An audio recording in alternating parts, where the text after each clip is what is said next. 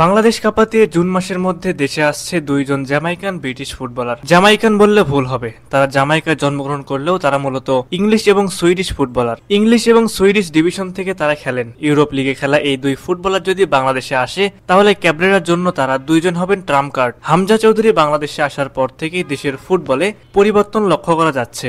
একের পর এক আসছে বিভিন্ন সুখবর। ইউরোপ আমেরিকায় খেলা বাংলাদেশি বংশোদ্ভূত খেলোয়াড়দের নিজের দেশের হয়ে খেলার জন্য আগ্রহ প্রকাশ করেছেন অনেকেই। তারই ধারাবাহিকতা ধরে রাখতে এবার জ্যামাইকান, ব্রিটিশ ও সুইডিশ দুইজন ফুটবলার দেশে আসবেন। দর্শক চলুন সেই দুইজন ফুটবলার সম্পর্কে বিস্তারিত ভিডিওতে জেনে নেই। প্রথমজন হলেন জায়ান হাকিম। 26 বছর বয়সী লেফট ফুটেড এই স্ট্রাইকার তার দাদার দিক থেকে বাংলাদেশি রক্ত বহন করছেন। জায়ান বর্তমানে খেলছেন অ্যানস্টি নোভাডাস এফসি এর হয়ে, যেটা কিনা ইংল্যান্ডের 8ম টায়ারের ক্লাব। তবে জায়ানের কেরিয়ার শুরু হয় ইংল্যান্ডের বর্তমান 3rd টায়ারের ক্লাব ম্যানসফিল্ড টাউনের হয়ে। ম্যানসফিল্ড টাউন সে সময় ইএফএল লিগ 2 অর্থাৎ ইংল্যান্ডের 4th টায়ারের ক্লাব ছিল। জায়ান হাকিম ইতিমধ্যে ডুয়েল সিটিজেনশিপ নিয়েছেন। তিনি অ্যান্টিগা অ্যান্ড বারবুডার ন্যাশনাল টিমের হয়ে 2টি ম্যাচ খেলেছেন। সে দেশের অনূর্ধ্ব 20 দলেও তিনি খেলেছেন। তবে মূল দলের হয়ে 2 ম্যাচ খেললেও জায়ান এখনো বাংলাদেশের হয়ে খেলার জন্য এলিজিবল। অ্যাবিলিটি, ফিজিক্যালিটি এবং দুর্দান্ত ফিনিশিং সব মিলিয়ে জায়ান হাকিম আমাদের জন্য এক দারুণ সংযোজন হতে পারেন। সাফ চ্যাম্পিয়নশিপের আগে তাকে যদি দলে ফেরানো যায় তাহলে দারুণ ব্যাপার হবে।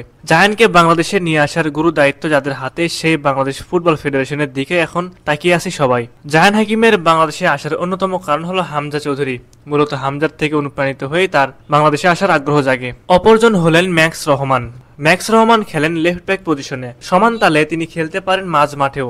দীর্ঘদেহী এই ফুটবলের বয়স মাত্র 19 বছর। সুইডেনের বয়স ভিত্তিক জাতীয় দলে খেলেছেন ম্যাক্স। 2022 সালে অনূর্ধ্ব 21 পর্যায়ে 3 ম্যাচ এবং অনূর্ধ্ব 19 পর্যায়ে 27 ম্যাচ খেলেছেন তিনি। ফুটবলে একজন রক্ষণভাগের খেলোয়াড় অথবা ডিফেন্ডার হচ্ছেন একজন মাঠের প্রান্তবর্তী অংশের খেলোয়াড়, যার প্রাথমিক ভূমিকা হচ্ছে খেলার সময় বিপক্ষ দলের আক্রমণ প্রতিহত করা এবং প্রতিপক্ষ দলের বিপক্ষে গোল করা থেকে বিরত রাখা। এই সব ধরনের দক্ষতা রয়েছে ম্যাক্স রহমানের। ক্ষিপ্র গতিতে বল নিয়ে ওভারল্যাপিং করতে পারেন তিনি। তার ক্রসগুলো পিং পয়েন্ট। লেফট ফ্ল্যাঙ্ক থেকে তার বাড়ানো বলগুলো বেশ গুরুত্বপূর্ণ ভূমিকা পালন করে দলের জন্য। বাংলাদেশি ভক্ত সমর্থকরা তাই ম্যাক্সকে জাতীয় দলে দেখতে চায়।